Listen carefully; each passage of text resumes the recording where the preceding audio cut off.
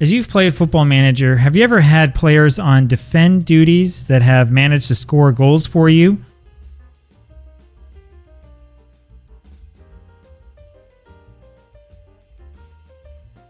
I have, and it all comes from playing with a Libero.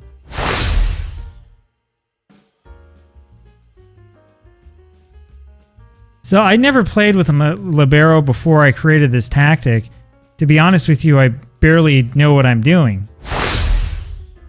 So in our tactic, we've got a Libero on a defend role. Now, like I know most of you have, I've spent some time watching different videos on Football Manager tactics, reading the articles, trying to figure stuff out. And I don't know if it's a new thing in FM24 to have a Libero on a defend role, but whatever it is, I am able to choose between a defending or supporting role for the Libero. And in the sense of trying not to give up too many goals, we decided to go for defend. Now, because of that, the Libero in our tactic technically is supposed to stay back. The whole concept behind this is that you want to have him back behind the rest of the defense sweeping stuff up, right? It's similar to the sweeper, which is another role you can play on Football Manager. However, as I've learned completely by accident, when you combine a Libero on a defend role with two segundo volantes in defensive midfield that are attack-minded, the Libero tends to move forward when you have the ball and ends up looking a lot like an extra midfielder.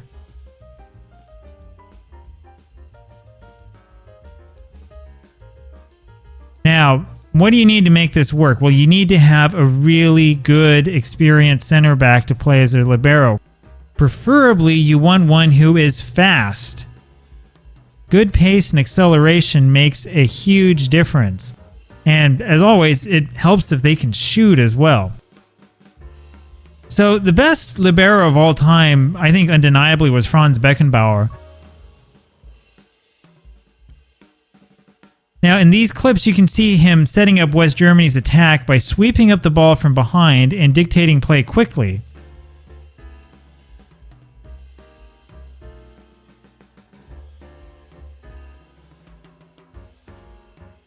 It's almost like he's a deep-lying playmaker, but one who's really, really far back. Now, if you look at how far forward he's playing here, you can see the sort of problems a good Libero will cause the defense. He's basically a midfielder in attack. Now, Diego, one of our best players, kind of fits this bill.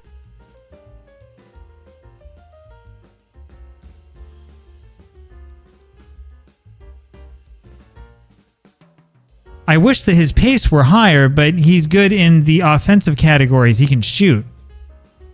Bueno here is probably a better example of the sort of player you need. He doesn't necessarily have the same long shot ability that Diego has, but he's got the speed and he's got the jumping reach that he needs to make up for it. And because of that, when Bueno is playing as the Libero, it really causes a lot of problems for defenses that face us. Alright, so let's take a look at a couple of examples of how this works in our Football Manager tactic.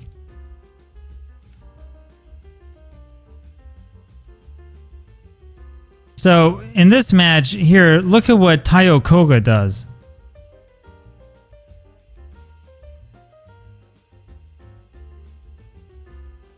In this particular sequence, he doesn't touch the ball at all, but he switches between being a central defender and a midfielder, even though he's on a defend role.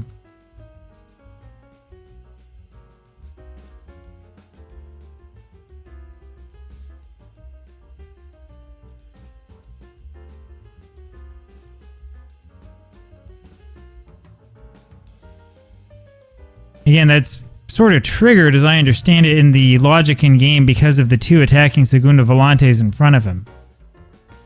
Now, in this example, Bueno, he's the ball guy who's really tall. Bueno is the Libero.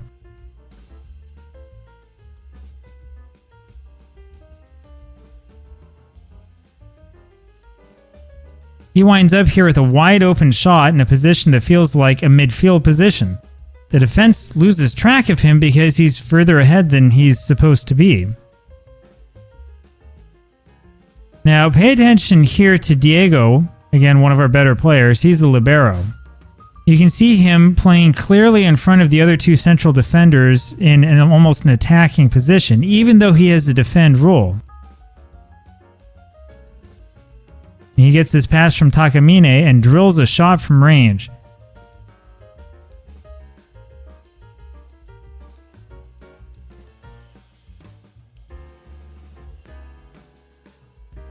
Now, obviously, not every central defender can do that, but Diego can, which is what makes him perfect for that libero role. Now, in this example, we see Bueno as the libero again. You can see him here moving in front of the wingbacks at the beginning of this run.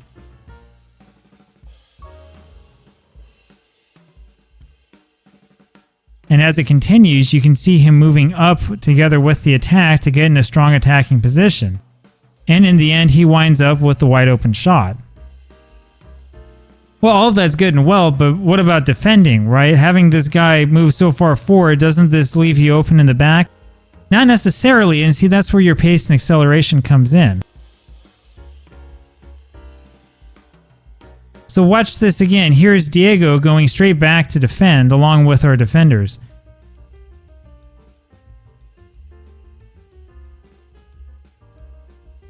Now, there is a guy who gets in behind him. That sort of thing will happen, and as I said, Diego's got a problem because his pace isn't as high as we would like it to be. But for the most part, he's fast enough to get back.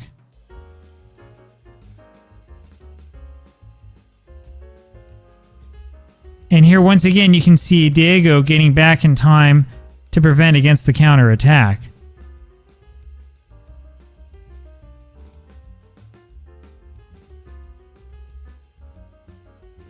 And so it's something to keep in mind. There was somebody who posted on one of my videos that the whole point of having three men playing center back was to allow yourself to have another tall player in the back.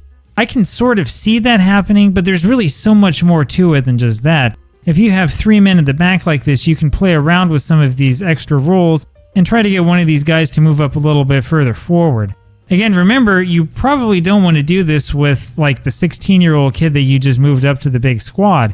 This is one of those roles where it would help to have some experience and help to have somebody who's an excellent player. At least at this level, both Bueno and Diego are really good players.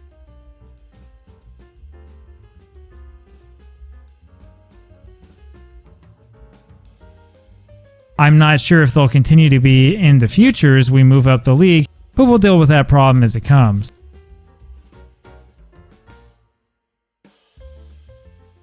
And so there you have it. Now you know how the libero works when you've got two attacking segundo volantes. It makes for an attack that is very, very good, and it helps you keep hold of the football.